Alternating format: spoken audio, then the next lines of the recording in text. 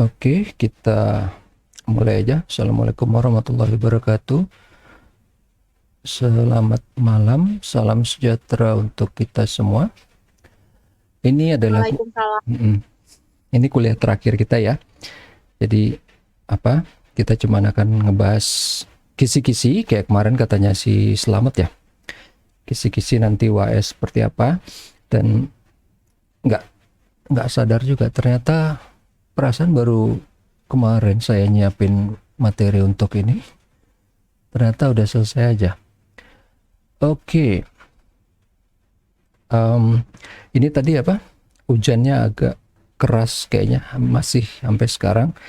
Tadinya saya mau pakai mic yang lebih bagus biar lebih jelas karena ini suaranya mungkin agak cempreng, tapi itu nggak bisa dihindarin karena saya pakai apa? Noise suppression supaya nggak kedengeran nih karena suara hujannya keras banget. Anyway, tapi nggak apa-apa. Mudah-mudahan suaranya masih kedengeran lah ya, walaupun agak cempreng kayaknya. Tadi soalnya saya tes gitu tuh agak apa? eh Agak kurang apa gitu ya. Cuman ini yang udah paling bagus mengingat latar belakangnya itu agak-agak heboh gitu. Oke, sebentar. Nah,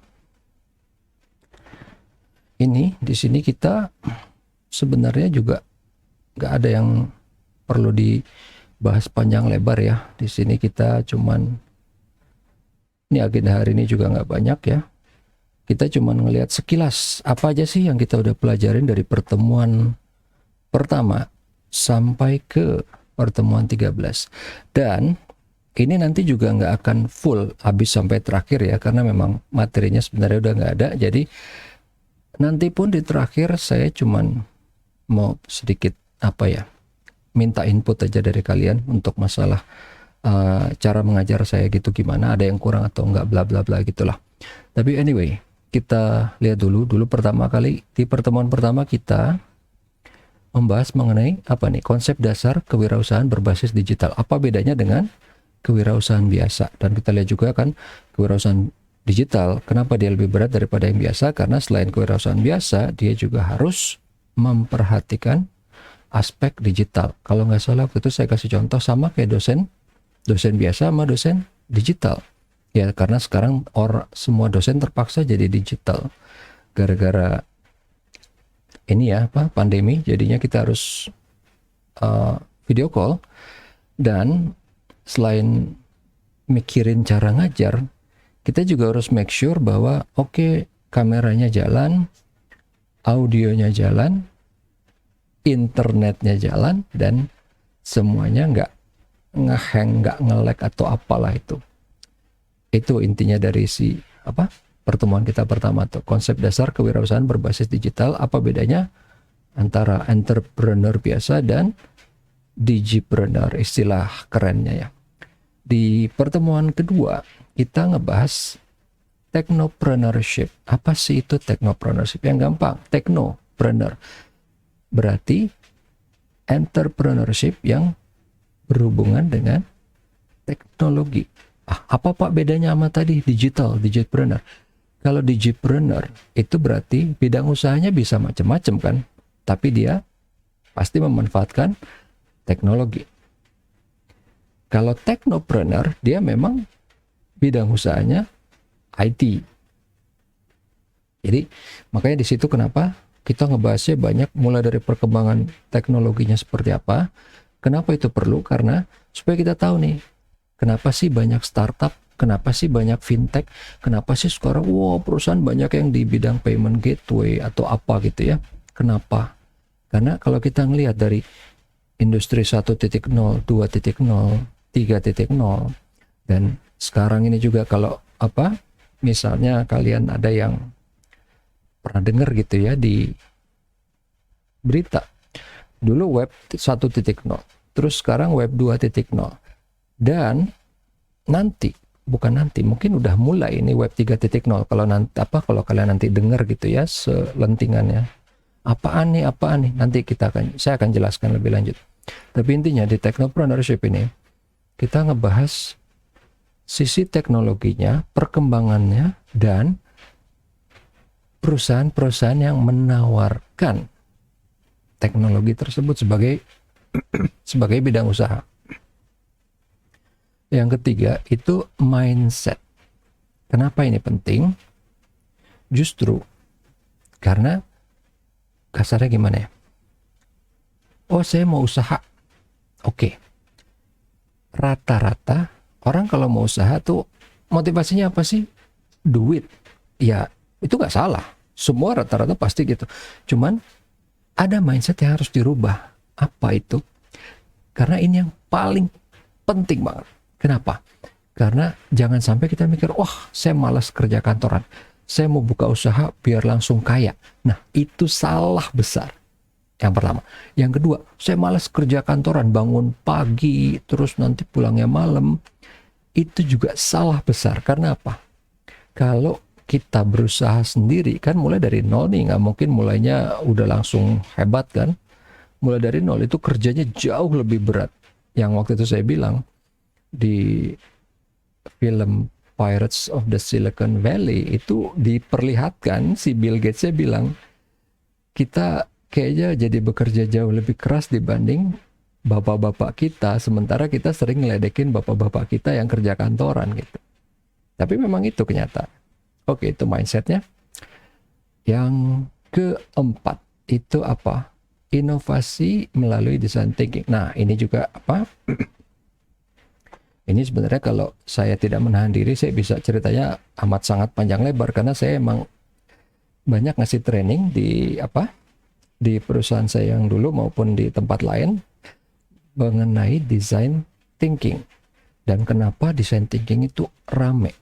Padahal kalau saya boleh bilang ya, sebenarnya ini nggak ada yang aneh design thinking. Intinya cuman orang baru melihat bahwa memecahkan masalah ala-ala IT itu kalau diterapkan di berbagai bidang itu bisa jauh lebih progresif, jauh lebih cepat, jauh lebih bagus. Karena kalau dulu orang cuma mikirnya udahlah kalau untuk urusan IT lah, untuk ini. Nah, design thinking karena itu memang asalnya dari IT. Jadi gimana kita yang paling penting bukan nggak punya agenda apa-apa, kita cuma mikir oke, ini apa sih yang kita mau pecahkan masalahnya, itu yang paling penting.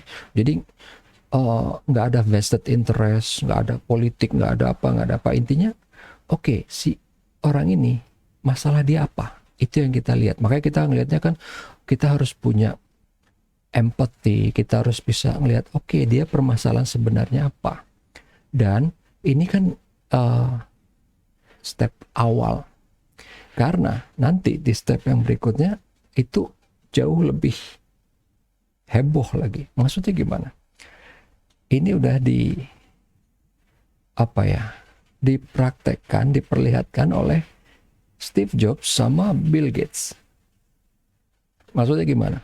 Jadi waktu itu di beberapa film yang berbeda itu ya, si Bill Gates bilang gini, dulu siapa sih yang kepikiran mau pakai Windows? Ingat ya, zaman dulu ya, orang belum kepikiran pakai Windows.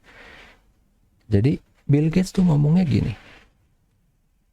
kita harus membuat konsumen, masyarakat sadar bahwa mereka perlu ini. Jadi bukan mempengaruhi ya, bukan memaksa, bukan menipu, tapi si Bill Gates itu dia yakin, seyakin-yakinnya ini orang perlu. Kita harus nyadarin mereka bahwa mereka perlu. Itu dia. Jadi intinya si Bill Gates itu dia merasa berkepentingan ngasih tahu, kalian ini sebenarnya perlu. Itu maksudnya.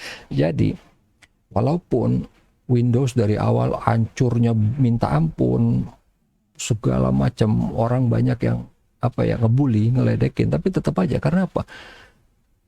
Niat dari awalnya si Bill Gates ini pinter banget, dia bilang, kamu perlu ini loh. Jadi walaupun sehancur apa, kalau perlu ya udah dipakai. Itu caranya si Bill Gates. Caranya Steve Jobs itu beda lagi. Caranya Steve Jobs intinya dia memanfaatkan, kalau di kebutuhan Maslow, dia memanfaatkan hierarki yang paling atas, self actualization. Dia bukan memanfaatkan basic needs ya. Intinya apa? Kalau kamu mau terlihat cool, pakai produk kita.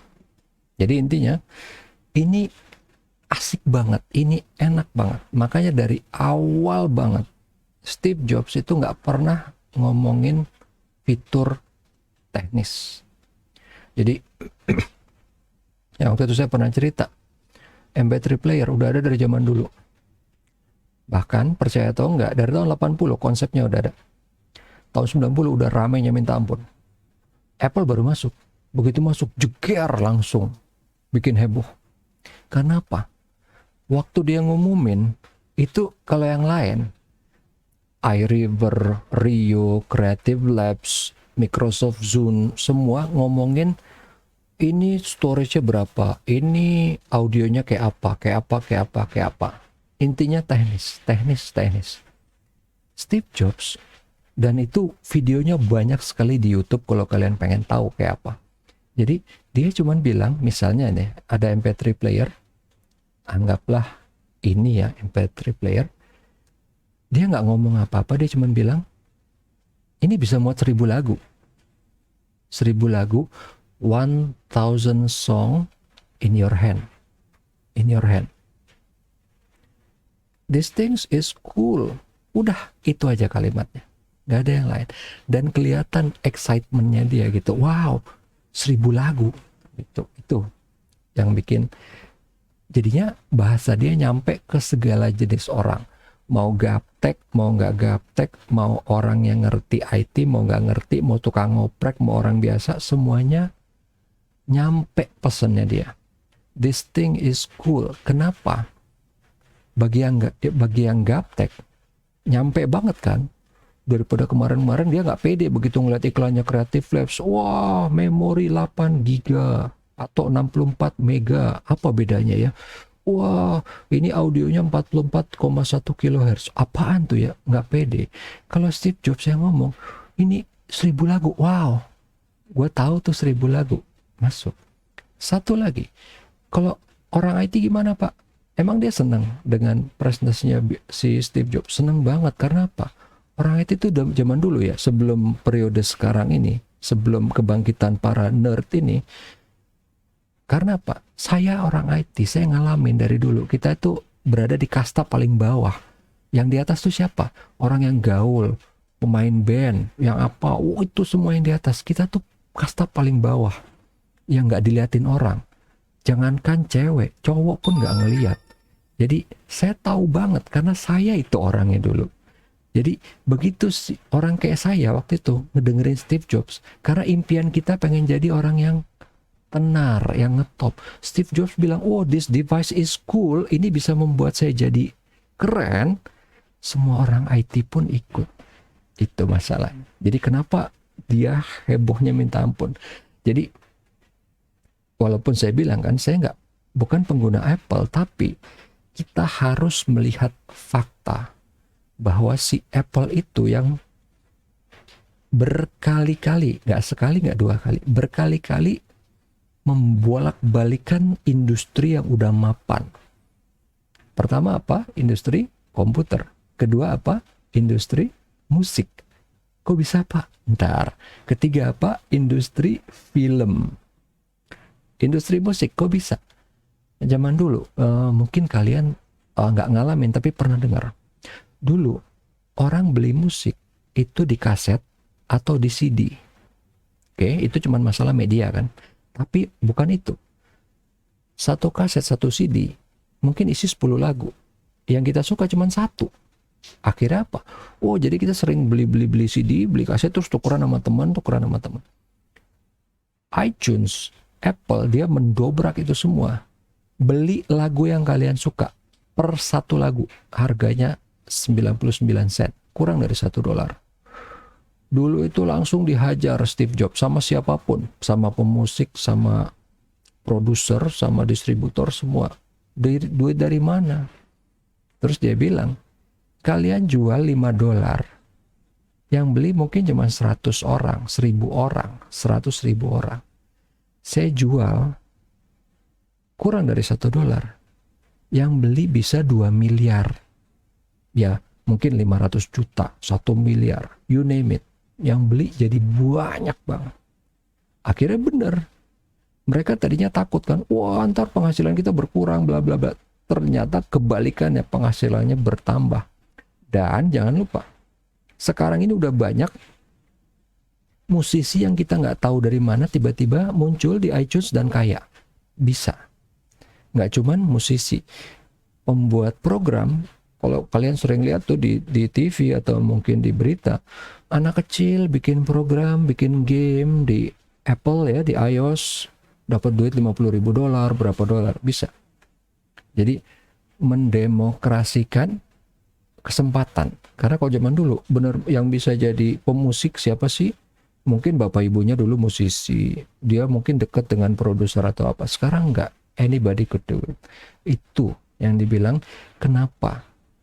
Jadi semua hal-hal yang berbau-bau IT masuk ke kehidupan orang biasa, itu yang makanya tadi akhirnya yang saya bilang apa? Kebangkitan para nerds, para orang-orang culun ini nih. Karena sebelum ini nggak pernah di berita itu yang diomongin tuh Bill Gates, Steve Jobs, Elon Musk. Dulu enggak. Yang diomongin siapa? Bintang film, pemusik, ya paling banter presiden gitu. Nggak pernah ngomongin orang IT. Ya itu karena apa saya bilang? Orang IT itu kastanya paling bawah. Gitu. Dan saya benar-benar ngalamin sendiri, personally. Saya ngalamin waktu di SMP dan SMA. Oke. Pertemuan ke-5. Kita ngomongin apa? Entrepreneur dan manajemen strategik. Maksudnya gimana? Di manajemen strategik kita tahu kan, oh ini apa? Ini kita harus ngapain? Kalau misalnya berhubungan dengan perusahaan lain, berhubungan dengan kompetitor yang namanya apa tuh? SWOT. Berhubungan dengan external forces, berhubungan dengan apa? Itu kita harus gimana? Ya logikanya yang gampang itu kan. Ya pasti dong kita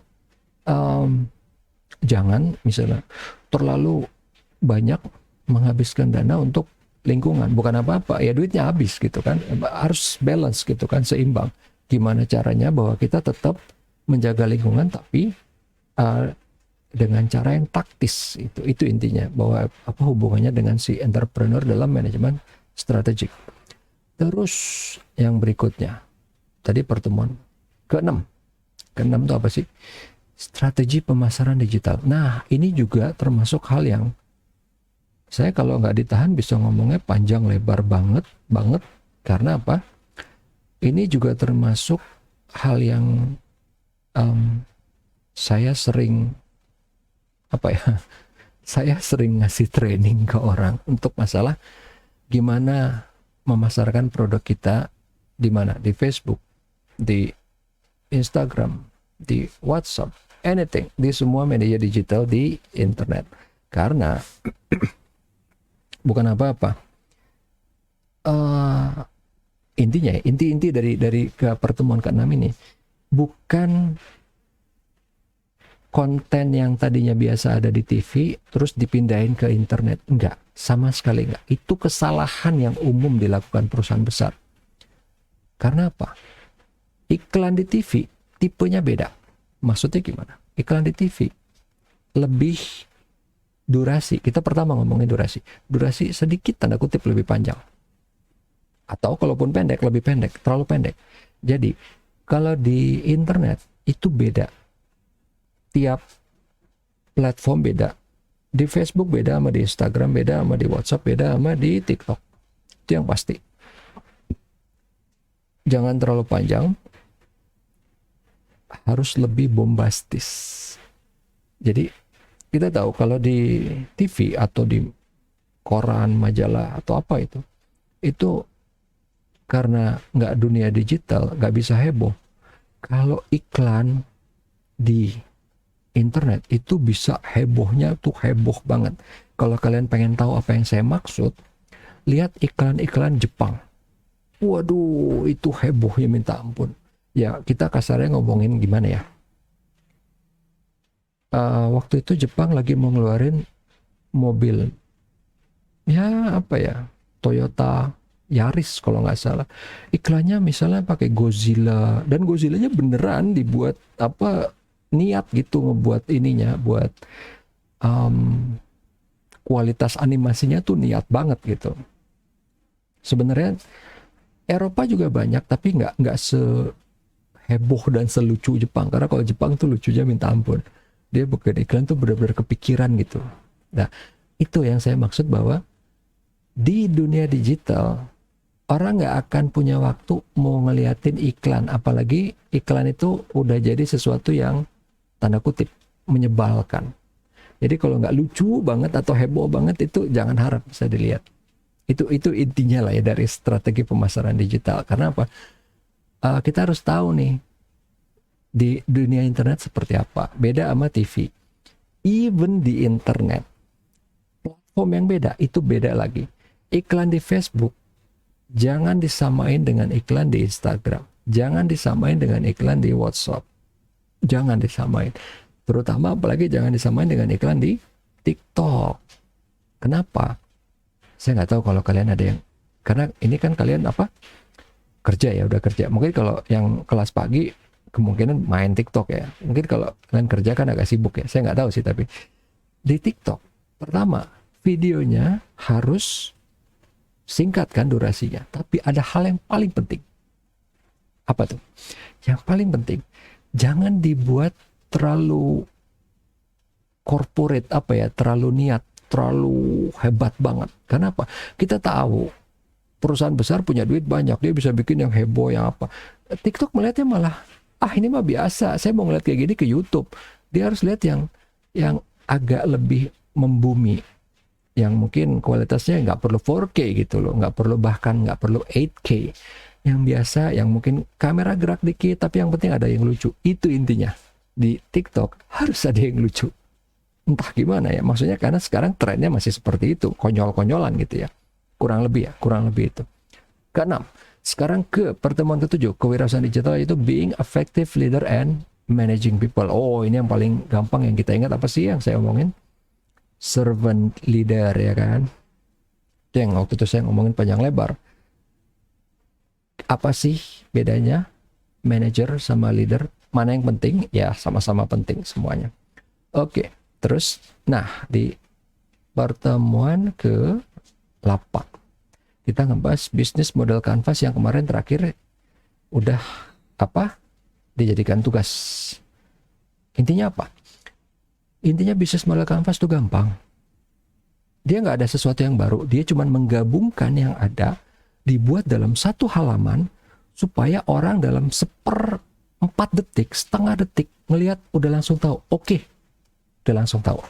Buat apa? Pitching.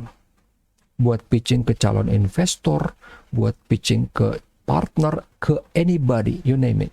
Buat pitching.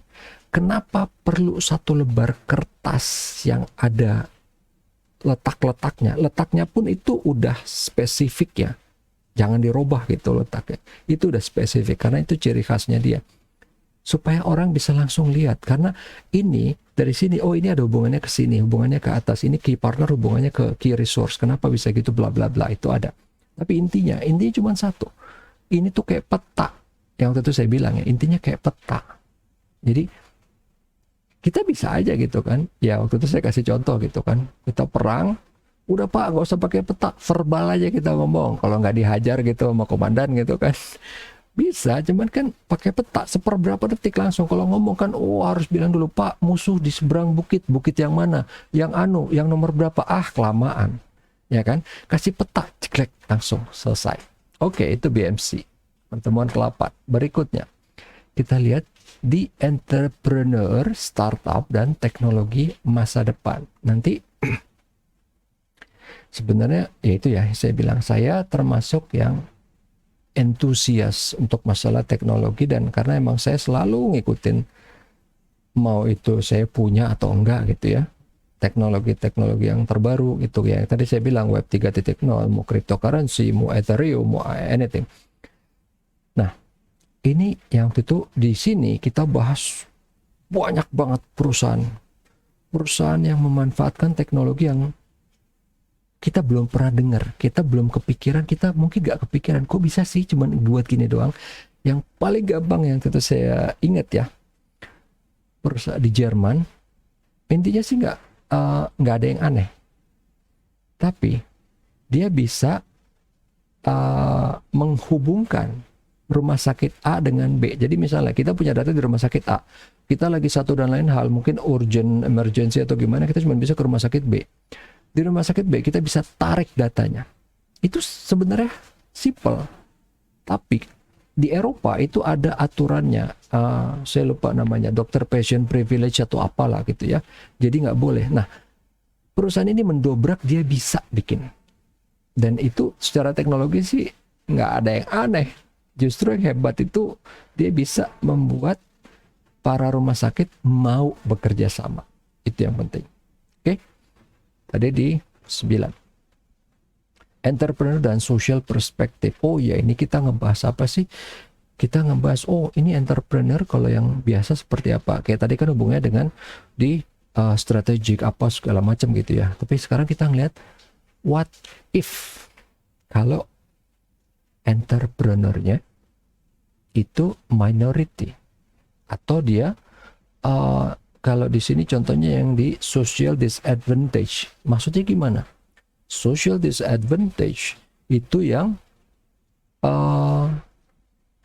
tanda kutip ya, dia terbelakang. Maksudnya terbelakang gimana? Bukan terbelakang mental ya, bukan, tapi dia berada pada posisi yang nggak menguntungkan. Yang waktu itu saya kasih contohnya gini. Kalian bayangin, kalian orang aborigin, udah enak-enakan di Australia, nggak ada masalah, nggak pernah gangguin orang, hidup apa adanya, dan memang bagi mereka itu cukup, nggak masalah. Tiba-tiba datang orang bule ngerecokin, kamu terlalu kuno, nih kita nih modern, bawa handphone, bawa anu. Itu kan cuma masalah perlu apa enggak.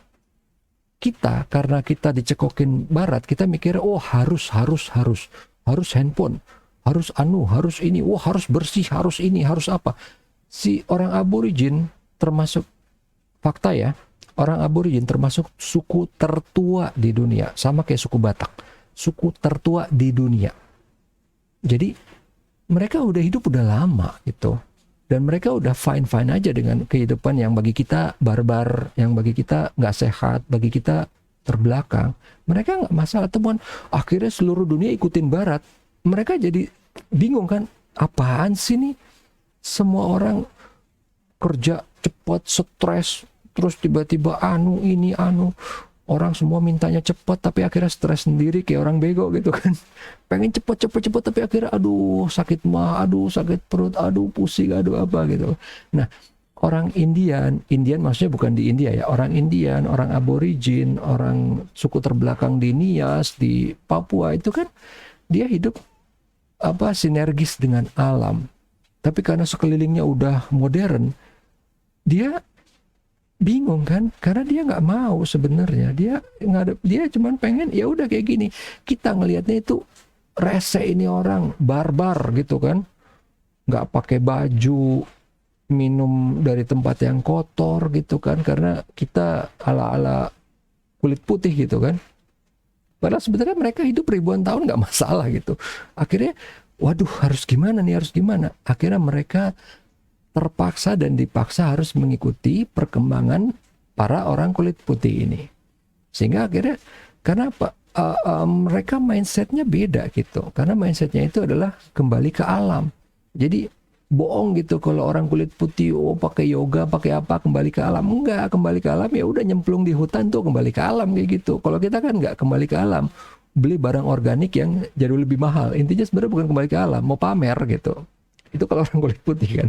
Kalau kembali alam beneran ya udah ke hutan sana, selesai, nggak ada urusan. Sama kayak si aborigin ini gitu kan. Karena atau orang Indian ini, karena emang ya udah semua itu menyatu dengan alam. Yang paling kontras kelihatannya apa? Kalau kita nih yang katanya modern, paling takut sama mati dan paling sedih sama mati, paling rese deh pokoknya kalau udah ngadepin mati atau disuruh ngomongin mati, gitu. Bagi mereka biasa, bagi mereka ya udah itu siklus alam gitu loh, nggak ada yang masalah. Makanya kalau ini mungkin mungkin ya kalian pernah gitu lihat di YouTube ada dari binatang yang paling menyakitkan itu ada yang namanya semut bulat, semut peluru namanya, bullet ant. Jadi satu gigitan satu semut itu gigit sekali. Itu kenapa makanya dibilangnya semut peluru? Itu rasa sakitnya sama kayak ditembak. Dan itu rasa sakitnya terus-terusan, dan jahatnya semut itu begitu gigit dia ngeluarin hormon supaya semut lain datang dan gigitin. Jadi ini kalian bayangin ya, di YouTube itu udah di ranking, digigit apalah, dikena racun apa, kena apa istilahnya, ada yang misalnya kena sengatan ubur-ubur atau apa, pokoknya udah yang sakit sampai nangis, sampai nggak bisa jalan. Tapi bullet ant ini mengalahkan itu semua. Dia nomor satu paling atas yang hal yang paling menyakitkan di dunia ini. Gigitan satu semut. Ada satu suku, dia untuk anak laki-laki yang umur 13 tahun yang baru mau jadi orang dewasa gitu ya, umur 13 tahun kayak puber gitu ya. Ritualnya ngapain tau nggak? Tangannya dua dimasukin ke semut yang banyak banget. Bullet ant-nya nggak satu, nggak dua, nggak 10. Banyak banget dimasukin. Itu anak umur 13 tahun. Nah ini si orang bule ini kan mungkin dia ngerasa pride-nya hilang kan. Wah gila, masa gua kalah sih? Kan orang bulenya mungkin National Geographic, mungkin tentara lah, mungkin apa. Ada yang nyoba masukin. Itu sampai akhirnya hampir koma, dirawat di rumah sakit. Jadi itu yang saya bilang memang nggak bakal bisa sama. Karena apa? Mindsetnya mereka nggak mau ngikutin kita karena mereka udah tahu hidup yang ala modern ini itu nggak sinergis dengan alam, itu nyusahin diri sendiri. Maksudnya apa? Zaman dulu nggak ada penyakit kanker, nggak ada penyakit stres, nggak ada orang bunuh diri, nggak ada gitu yang aneh-aneh kayak gitu. Baru sekarang ada, dan itu adalah efek samping dari teknologi. Mereka benar-benar hasratnya untuk menyatu dengan alam, makanya kita mikirnya barbar ini gitu kan. Tapi mereka ini ada dari sekian banyak orang, mungkin ada yang pengen maju, maksudnya maju sesuai dengan standarnya barat, kulit putih. Nah, mereka yang pengen ini yang akhirnya kasihan. Karena apa? Dihajar dari kiri dan kanan. Dihajar dari sukunya sendiri, dan juga dihajar dari orang barat yang nggak percaya, ngeliat, lu kan barbar gitu. Kurang lebih itu intinya. Di si social perspective ini mau ngeliat dari efek negatifnya dari yang udah kita timbulkan dengan teknologi ini. Karena kenapa saya ngomongnya agak panjang di sini? Karena semua itu siklus. Faktanya, kita sekarang mau nggak mau, suka nggak suka akan balik lagi ke kehidupan kayak zaman dulu. Karena apa? Semua itu siklus ya, terlepas dari penyebabnya apa gitu ya. Karena paling gampang gini, dulu Amerika itu karena dia ngeliat orang Indian itu bego gitu ya. Ini ngapain sih hutan dibakar, merusak lingkungan. Faktanya, sekarang di Florida, di mana di Amerika, untuk menghindari kebakaran hutan, hutannya sengaja dibakar.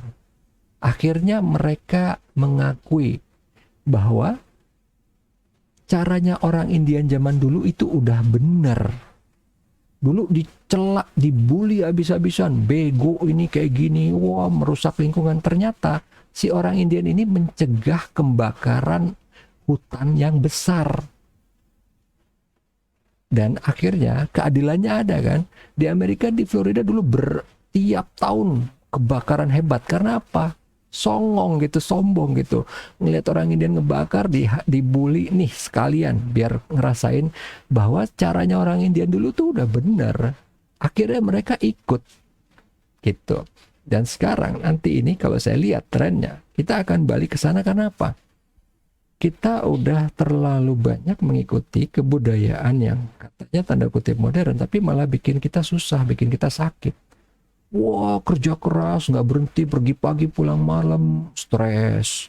Baru umur 40 udah kayak umur 70. Makanya kita sekarang bingung kan, orang yang modern kita-kita ini kan, kok bisa sih dia hidup sampai umur 100, umur 80, umur 90. Padahal zaman dulu itu biasa gitu. Ya karena santai, maksudnya nggak terlalu dipikirin, nggak ngoyo gitu. Ya itu maksudnya. Oke, berapa tadi? 8, 9, 10, 11. Pembiayaan bisnis baru. Kayak apa sih? Nah, ini tadi hubungannya sama yang saya bilang apa? BMC. Business Model Canvas. Intinya apa? Kita udah punya peta. Gimana kalau kita mau nyari pemodal? Kita nggak, karena apa? Kita nyari pemodal pasti orang kaya dong. Orang kaya pasti sibuk dong, ya kan? Kita ketemu mungkin cuma sebentar di lift apa di mana, supaya kita bisa ngomong seperempat detik itu. Pak, saya punya ide seperti ini. Ini usaha saya. Dia tinggal lihat, oke, ya. Atau enggak? Oh, enggak tertarik. Udah selesai gitu kan. Itu intinya. Pembiayaan bisnis baru ini hubungannya ke BMC tadi. Dan di pembiayaan bisnis baru itu kan macam-macam. Kita pembiayaannya dari mana nih? Mau dari bank, ya itu biasa konvensional. Mau dari startup, mau dari apa? Dari Bitcoin, dari cryptocurrency, dari apa gitu kan bisa semuanya. Tapi intinya pembiayaan bisnis baru, kenapa ini nggak terlalu hot kalau Indonesia ya? Maksudnya kalau bukan perusahaan di luar. Karena kita pas punya usaha itu mikirnya ini kayak, oh ini nanti buat anak saya. Oh ini nanti apa, ini apa. Kita nggak mau kalau itu dimasukin orang asing gitu loh, orang lain. Itu makanya lihat juga sama kayak perusahaan-perusahaan Cina gitu yang zaman dulu gitu ya. Bukan yang sekarang. Kalau kayak Tokopedia atau apa kan udah enggak. Tapi perusahaan-perusahaan yang keluarga, perusahaan keluarga, Holland Bakery contohnya. Holland Bakery, Cimory gitu kan. Nggak mau dia pasti. Ada pemodal yang pengen masuk pasti dia nggak mau. Atau kayak Diamonds gitu. Karena dia merasa ya ini perusahaan keluarga. Perusahaan saya, ini buat anak saya gitu. Kurang lebih kayak gitu. Kenapa makanya pembiayaan bisnis baru itu di sini masih kurang hot. Karena masih pemilik bisnis lama itu generasinya masih ada. Tanda kutip, mungkin nanti pas generasi berikutnya itu mungkin di kita bisa lebih hot. Tapi kalau di luar negeri udah, gitu kan. Kalau di kita karena masih nganggap ini, oh ini perusahaan keluarga saya gitu. Nanti buat anak saya gitu. Oke. Nah, ini yang terakhir. Sekarang di sini saya udah mengcompile ini semua dari kuis yang pernah kalian ikuti maupun yang waktu itu misalnya kalian nggak pernah ikuti, saya juga udah masukin semua ada di sini, ada jawabannya. Ini saya nggak akan bahas satu-satu karena ini banyak ya, relatif ya, nggak banyak banget sih. Kalau nggak salah ini ada berapa halaman gitu ya. Cuman intinya saya cuman mau ingetin ini yang video ya waktu itu juga ada kan. Pokoknya semua ini saya udah kasih jawabannya ada di sini. Ini Deddy Corbuzier ngapain? Oh oke, untuk YouTuber waktu itu oke.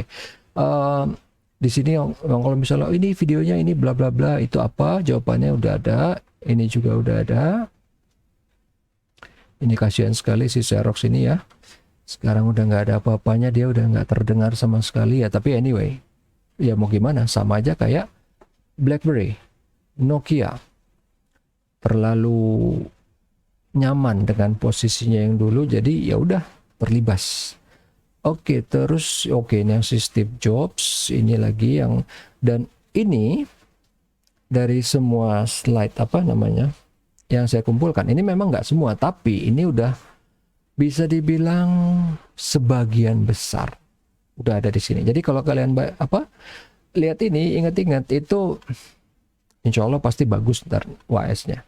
Jadi cuman ada sebagian kecil tambahan, tapi tambahan itu pun itu sebenarnya bukan dari mana-mana, bukan hal yang aneh.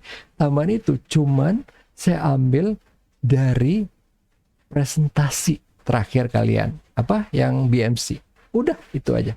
Jadi nggak ada yang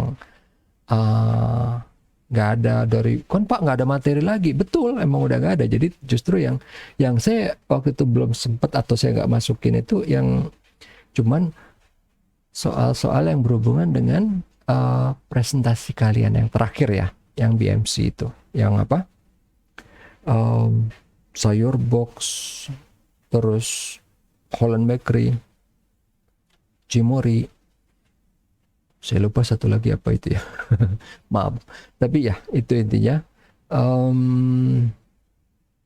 Ini sudah, nanti tenang aja, seperti biasa rekaman video, audio, dan materi ini semua akan saya taruh di e-kampus, bisa diambil Jadi bisa dilihat, videonya bisa dilihat, audionya bisa dilihat, dan materi PDF-nya juga bisa di-download.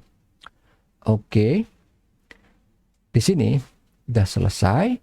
Tapi sebelum kita berpisah, pertama-tama seperti yang tadi saya bilang, ada dua hal ya sebelum saya mengakhiri. Ada dua hal. Yang pertama, saya mau bertanya dulu nih ke kalian. Karena apa? Walaupun misalnya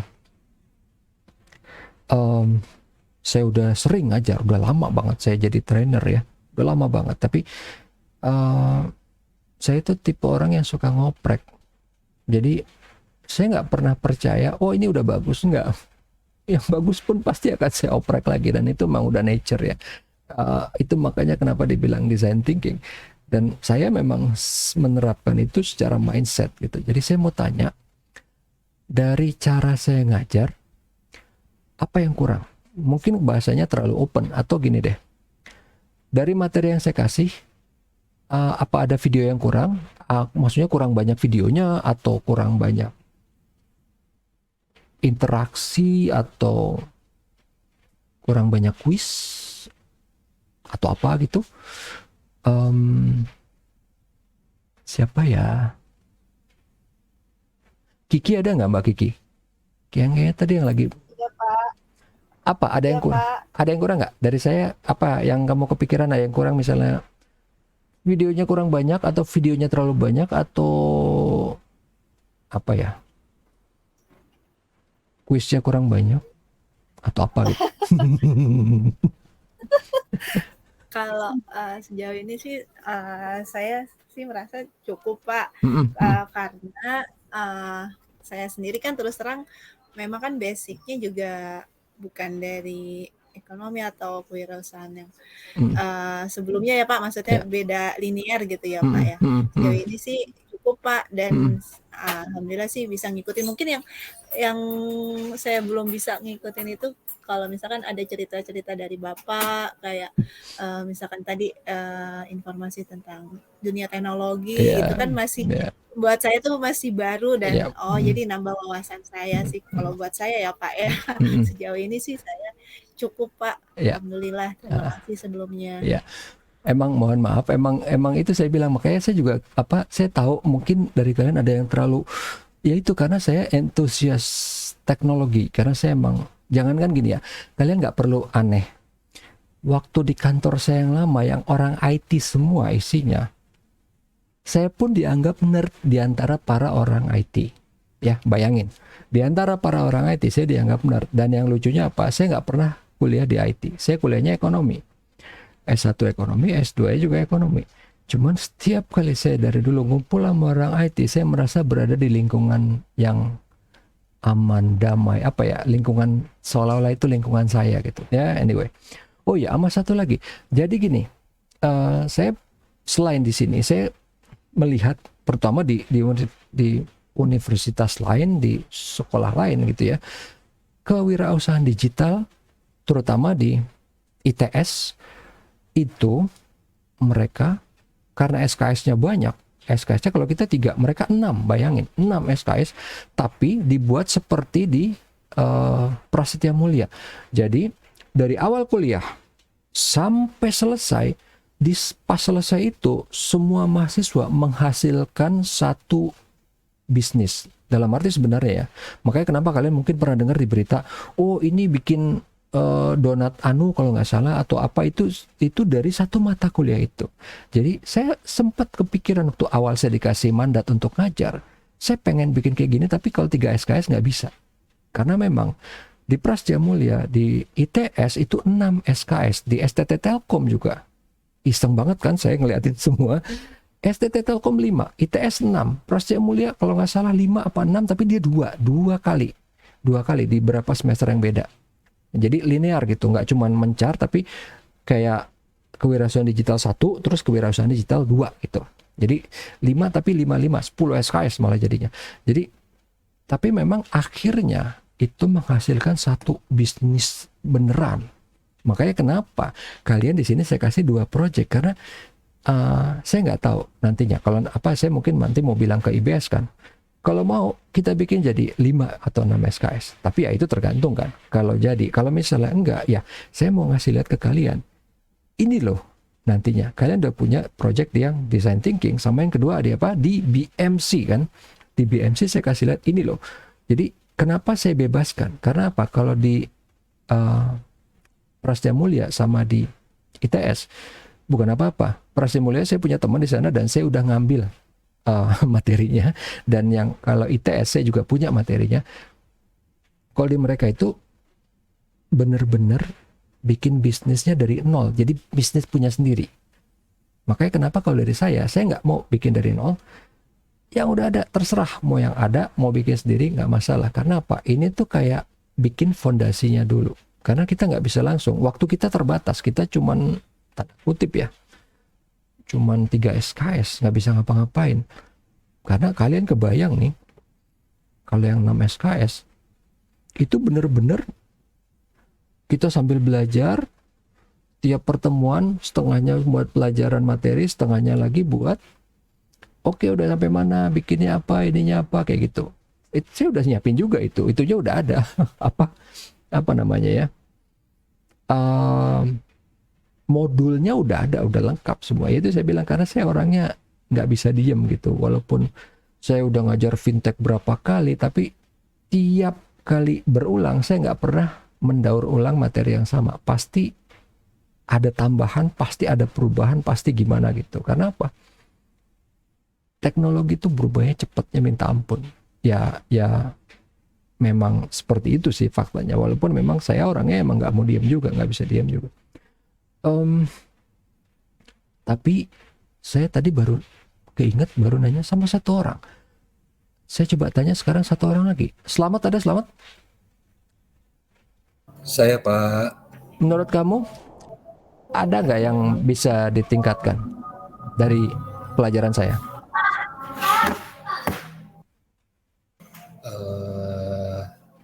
Kalau selama ini sih, menurut saya sih, kalau bagi saya pribadi ya Pak, saya ya alhamdulillah ini sih Pak, maksudnya cocok juga sih kalau bagi saya sih. Tapi kalau peningkatan apa ya?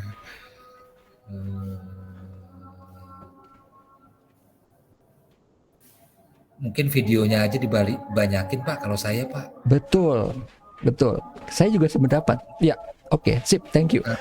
Karena saya lebih senang dan lebih bisa menangkap kalau yang visual kayak gitu. Betul. Itu nggak cuman kamu, karena memang sekarang kita semua nih, kita memang orangnya udah visual. Thanks to digital internet, kita emang udah visual. Apa kalau kalian pernah dengar di internet bilang kan, ada sering banget istilah kan, kalau orang bilang, oh gue pernah ini, mana fotonya, mana gambarnya, mana videonya gitu kan. Memang betul seperti itu. Dan kalau kalian lihat di tempat saya, di kuliah saya yang lain, itu saya banyak ngasih video. Tapi di kitanya ininya nggak siap, infrastruktur. Makanya waktu itu saya bilang ya, saya udah mencoba berbagai cara. Jadi dulu saya bikin videonya banyak banget, bayangin, banyak banget. Akhirnya saya lihat, wah, mahasiswa kelabakan karena apa? Bandwidth internetnya terbatas, jadinya jelek. Akhirnya videonya saya pisahin sendiri di pas pertemuan kuliah biasa. Saya bikin videonya sendiri, taruh di e-kampus, tapi akhirnya nggak dilihat. Misalnya saya bilang, ini materi kuliah juga, akhirnya jadi berat karena apa? Harus ngeliat dua-duanya. Akhirnya terus saya bikin lagi, digabung jadi satu, tapi dibikin lebih ringan. Cuman tetap aja kenapa? Karena gini, orang kebanyakan mahasiswa gitu ya, dia cuman lihat pas pertemuan yang sekarang ini. Dia udah nggak pernah lagi boro-boro ngedownload atau nonton lagi yang ininya. Karena apa?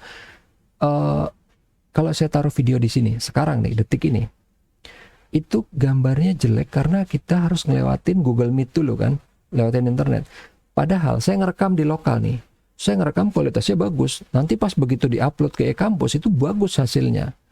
Cuman kebanyakan orang entah dia mungkin karena sibuk gitu ya, banyak kuliah lain atau mungkin kerja gitu, jadi nggak ngelihat.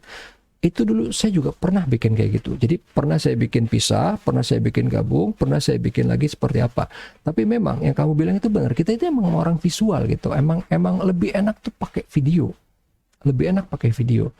Makanya waktu itu saya bilang ya, kalau supaya kalian ada gambaran seberapa isengnya saya udah coba berbagai macam tadi, nggak cuman video materi konten. Saya udah nyoba waktu itu pakai Google Meet, pakai Zoom, pakai Jitsi. Saya pernah juga ngajar pakai Skype. Kalau Skype itu karena memang di perusahaan saya pakainya pakai Skype. Saya udah coba berbagai macam, mana yang paling bagus, akhirnya Google Meet. Tapi memang di tahun depan saya udah punya, tahun ini kita udah masuk sih ya. Di tahun ajaran depan saya sebenarnya udah punya rencana, saya mau pakai yang beda lagi ininya, platformnya beda, dengan harapan bisa lebih bagus bandwidthnya sehingga kualitasnya bisa lebih enak ditonton. Jadi sekarang ini kita cuma lewat Google Meet itu kualitasnya ya tanda kutip ya, bisa dibilang pas-pasan. Mungkin bagus, tapi kalau kalian ngelihat konten YouTube yang lain, jauh bedanya kan. Itu yang saya maksud. Goal saya itu pengen seperti di YouTube. Jadi makanya kenapa waktu itu saya pernah bilang kan, saya pengen bikin ini jadi YouTube live. Tapi waktu itu belum boleh gitu ya dari kampus, mungkin karena ada satu dan lain hal. Dan saya nggak masalah gitu, karena intinya saya cuman pengen nggak pengen berhenti. Saya pengen, ini udah bagus, gimana bisa dibagusin? Udah bagus, dibagusin lagi. Udah dibagusin lagi, pengen lebih bagus lagi. Karena itulah inti mindsetnya si design thinking. Jadi dia nggak pernah berhenti. Kalau berhenti, jadinya kayak Xerox. Kalau berhenti, jadinya kayak BlackBerry, kayak Nokia. Kasihan gitu, menyedihkan. Oke. Kalau misalnya nggak ada, tadi kan saya janji 2. Yang tadi 1, saya udah tanya ke kalian. Saya nggak mungkin tanya ke semua ya. Saya cuma tanya ke beberapa aja. Tapi kalau misalnya dari kalian ada yang, Pak, saya mau ngasih usul, misalnya boleh silakan. Tapi sekarang saya ini yang terakhir sebelum kita akhiri ya. Kalau kalian pernah dengar selentingan gitu, Web 3.0. Web 3.0, di mana ini adalah teknologi yang bukan cuman terbaru, ini belum mulai. Tapi misalnya kalian pernah dengar, apa sih itu, apa sih. Jadi intinya ini adalah teknologi di belakang cryptocurrency, namanya blockchain. Teknologi blockchain itu mau dipakai di internet, di aplikasi. Saya nggak bisa jelasin blockchain seperti apa karena ntar jadinya panjang gitu. Tapi intinya teknologi itu mau dipakai. Tapi masalahnya teknologi makin tinggi itu meningkatkan transparansi. Teknologi makin canggih, tingkat transparansi makin meningkat. Yang waktu itu saya pernah bilang, kita sekarang baru bisa lihat, zaman dulu banyak hoax. Kita lihatnya dari mana? YouTube, dari internet, dari Google, dari mana? Dengan adanya itu, kebongkar semuanya. Itu udah nature-nya teknologi. Teknologi makin tinggi, meningkatkan transparansi. Hal seperti itu tidak disukain oleh pihak-pihak tertentu yang kebetulan berkuasa. Itu yang sekarang ini saya kasih tahu ya. Sekarang lagi ada pertempuran hebat antara teknologi yang mau masuk, yang memang udah nggak bisa dibendung, dengan pihak-pihak yang tetap pengen supaya jangan terlalu transparan. Di mana nanti yang akan menang itu yang makanya saya bilang tadi, ini lagi ada konflik yang besar banget. Kalau kita ngomongin antara Facebook dengan Amerika, kita ngomongin antara Amerika dengan Rusia, Amerika dengan Cina atau apa, itu memang jadi lagi memanas. Memanasnya bukan cuma antar negara, tapi antar pihak. Pihak apa? Antara orang yang pengen teknologi maju dengan orang yang mempertahankan posisi dia di kedudukan tertentu, di politik tertentu. Dan itu nggak match karena nggak mungkin bisa gabung itu berdua. Dan kalau saya lihat prediksinya ke depan ini akan banyak friksi, akan banyak letupan, ya itu bahasa sopan sih, letupan dari hal itu. Karena kalau kalian misalnya pernah dengar Huawei tiba-tiba ditendang dari Amerika, dia nggak boleh bikin bisnis. Makanya handphone tadinya dulu kalian mungkin pernah punya handphone Huawei, sekarang nggak bisa. Karena apa? Huawei nggak boleh pakai Android. Android kan punya Amerika. Huawei ditendang dari Amerika, Huawei nggak boleh pakai Android, dia akhirnya nggak bisa lah jualan handphone Android. Kalaupun ada yang jual, kalian mau beli, nggak ada Play Store-nya, males gitu kan. Nah itu. Tapi saya cuma mau bilang, udah pandemi kita udah mau turun, ya kan? Udah mau turun, kemarin ada Delta, nggak apa-apa. Omikron nggak terlalu mematikan. Tapi ternyata kalau kita di berita kasusnya udah mulai banyak gitu kan. Jadi intinya kayaknya ini, bukan kayaknya, faktanya Filipina lockdown lagi, dan saya lupa ada di negara Eropa satu lagi itu juga udah, saudara, Filipina, Italia. Filipina itu udah pasti lockdown, tinggal dicari beritanya di Google ada. Italia juga, dan ada di negara, kalau saya nggak salah Amerika, itu juga udah mulai agak naik tinggi banget jumlah penderitanya. Itu yang bikin masalah. Karena apa? Orang yang udah kelamaan di lockdown, yang udah gatel pengen buka usaha lagi, pengen kerja lagi, pengen apa, tiba-tiba harus lockdown, udah marah. Dan itu pun bisa bikin friksi. Makanya tadi kenapa saya bilang ini ada dua potensi friksi yang besar, dan kemungkinan ini bisa jadi sesuatu yang ya agak-agak heboh lah ya. Cuman itu mudah-mudahan nggak terjadi, karena saya juga nggak pengen itu terjadi. Mudah-mudahan nggak. Itu cuman tadi kebetulan soalnya saya sebelum ini saya juga lagi video call dan dengan para teman-teman IT saya yang lama di beberapa kantor yang lain, yang dulu saya pernah ada proyek di situ. Kita lagi ngomongin masalah teknologi, dan salah satu yang kita bahas adalah ini, masalah di teknologi itu lagi ada friksi, ditambah lagi ada friksi masalah pandemi ini yang harusnya udah mau turun, tiba-tiba ternyata enggak, dan friksi keduanya bisa gabung dan bisa jadi sesuatu yang agak-agak kurang bagus lah gitu ya. Tapi nggak apa-apa, anyway, mudah-mudahan, saya bilang mudah-mudahan analisa saya salah, analisa kita waktu itu, saya dan teman-teman saya salah, mudah-mudahan. Karena kita malas juga gitu, udah lama gitu kan pandemi, pengennya bisa keluar lagi, nongkrong ke kafe kemana gitu kan, atau kerja normal, atau mau jalan, mau kemana ya. Oke. Itu aja. Kalau nggak ada saran atau apa tadi, untuk ininya udah semua. Sebentar ya, tadi ada yang lupa ya. Oke aja udah. Oke ya,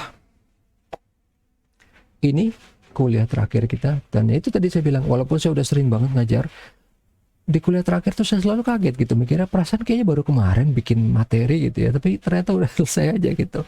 Ya biasalah, itu pengaruh umur kayaknya. Oke, gak apa-apa. Seperti yang tadi saya bilang, kita memang karena materinya udah gak ada, udah habis. Tadi saya cuma pengen membahas kisi-kisi, plus saya juga udah ngebahas tadi masalah teknologi, karena memang saya teknologi antusias, mengenai trennya seperti apa sekarang, dan nanti mungkin ada hal-hal yang mudah-mudahan saya salah, yang kedepannya ada seperti apa gitu ya. Itu juga saya udah sampaikan. Oke, seperti biasa, itu kalau misalnya ada yang mau ditanyakan atau apa, nggak kepikiran sekarang, bisa nanti lewat email, bisa lewat WhatsApp, bisa lewat e-kampus.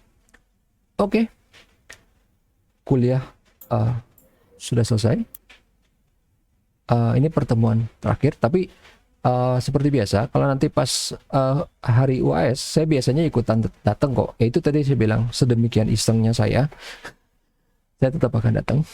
Tetap ada gitu ya, maksudnya di situ. Jadi kalian jangan kaget gitu kalau misalnya lagi UAS gitu, melihat lah kok tiba-tiba dosennya masih ada aja nih.